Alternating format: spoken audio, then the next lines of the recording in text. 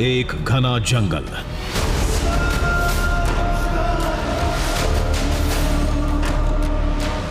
जंगल में बेसुध पड़े हम, शरीर बेजान पर दिमाग अशांत।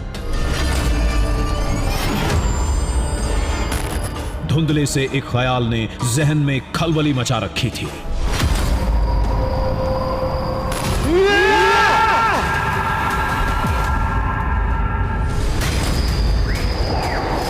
हम उठे और निकल पड़े उन राहों पर जिस पर चलने से लोग आज भी कतराते हैं।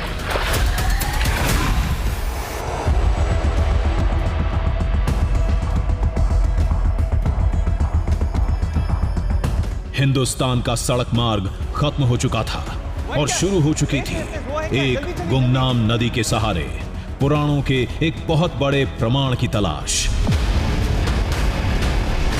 जो 9000 साल पुरानी कथाओं को सच साबित करने वाले थे।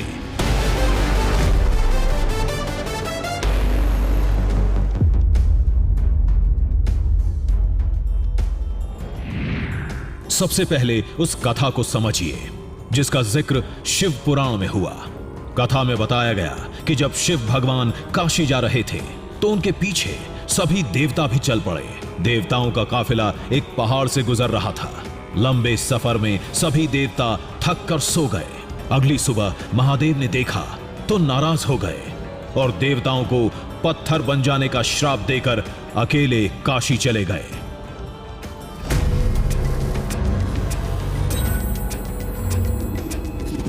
पुराणों में उस जगह को रघुनंदन पर्वत कहा गया है और जिस मार्ग से देवता धरती लोक में उतरे थे उसे धरती में देवलोक का द्वार यानी एक रास्ता जो धरती को देवलोक से जोड़ता था।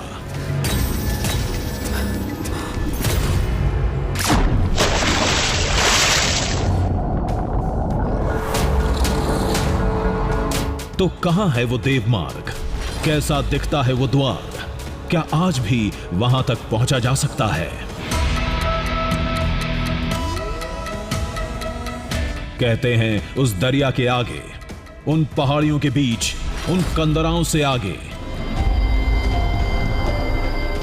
आज भी एक अलौकिक रोशनी निकलती है, बेहद दिव्य रोशनी। और उस रोशनी को पार करने के बाद वो होता है जो आपके यकीन को झकझोर कर रख देगा।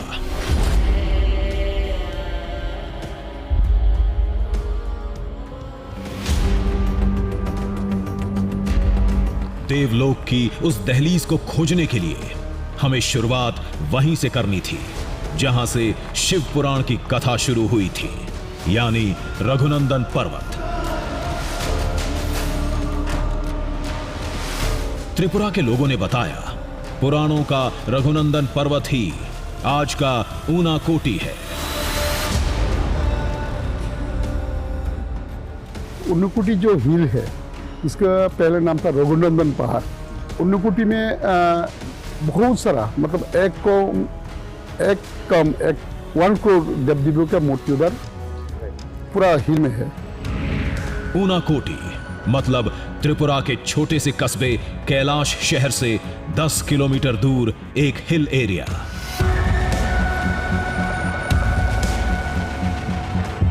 हमने सोचा पहले ऊनाकोटी चलते हैं, वहां की निशानियों को परखते हैं। दावे के मुताबिक जिस रास्ते चलकर देवी देवता रघुनंदन पहाड़ पहुंचे थे उस राह पर वापस चलते हैं। देवलोक का द्वार न सही, शायद कोई और अद्भुत दृश्य ही देखने को मिल जाए।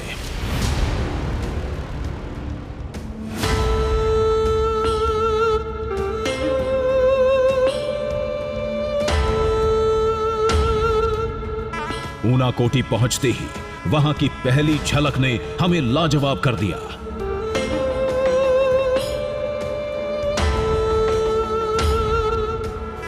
पर्वतों की बड़ी चट्टानों पर देवी देवताओं की विराट प्रतिमाएं बनी थीं।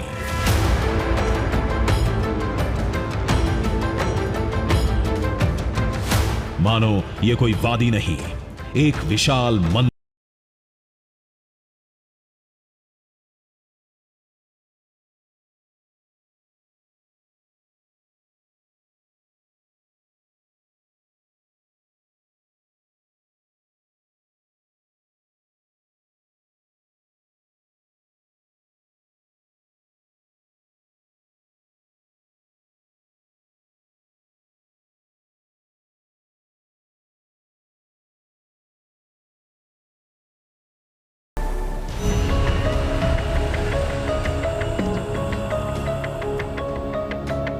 मान्यता कहती है ये वही पौराणिक रघुनंदन पहाड़ है जहां महादेव के श्राप के बाद देवता पत्थर बन गए थे।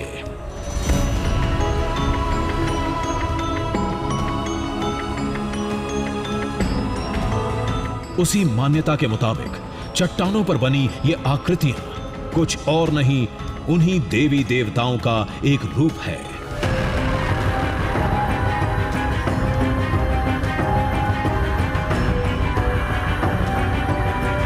ठीक वैसे ही जैसे अब ये जगह रघुनंदन पहाड़ नहीं, ऊनाकोटी है।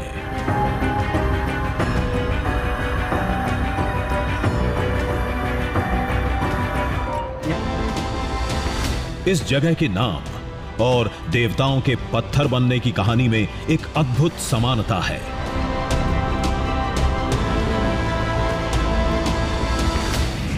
पौराणिक कथा के मुताबिक भगवान शिव के साथ कुल 1 करोड़ देवता काशी जा रहे थे। भगवान शिव चले गए, फिर कितने बचे? जवाब है 99,99,999।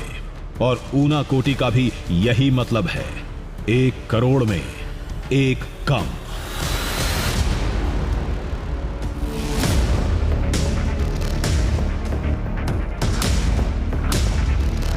किसी ने गिनती नहीं की, किसी ने परखने की कोशिश भी नहीं की। ऊनाकोटी में 99,99,999 मूर्तियां हैं। इस बात को सभी मानते हैं।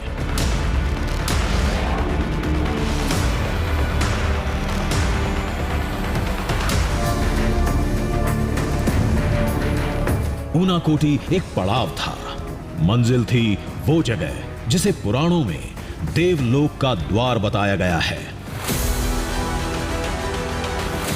वही रास्ता जिस पर चलते हुए सभी देव यहां रघुनंदन पहाड़ तक पहुंचे थे।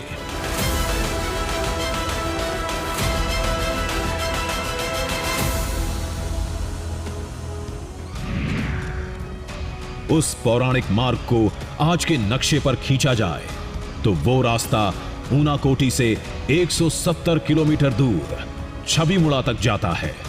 मतलब छबीमुड़ा वो जगह हो सकती है जहां से देवता देवलोक से धरती पर उतरते थे।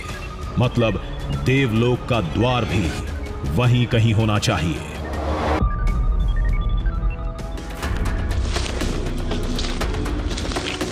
हम एक पौराणिक पहेली को सुलझाने ऊनाकोटी से छबीमुड़ा रवाना हो गए थे।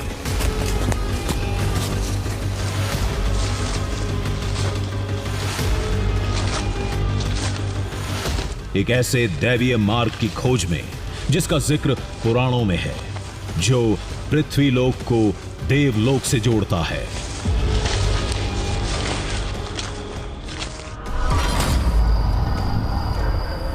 कहते हैं उस जगह से आज भी दिव्य रोशनी निकलती है।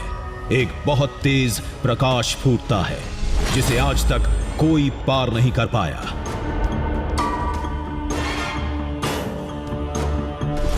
दावे के मुताबिक प्रकाश के दूसरी ओर ही देवलोक का द्वार है, जिस रास्ते देवता स्वर्गलोक से पृथ्वी लोक पर कदम रखते थे।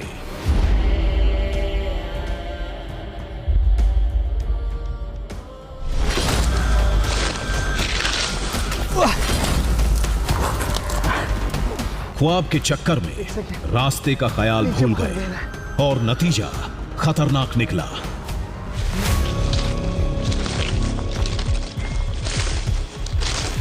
छबीमुड़ा जाने का सड़क मार्ग भी है, लेकिन हमने वही कच्चा रास्ता पकड़ा था जिसका जिक्र पौराणिक ग्रंथों में मिलता है। मान्यता के मुताबिक जिन रास्तों पर कभी देवता चला करते थे,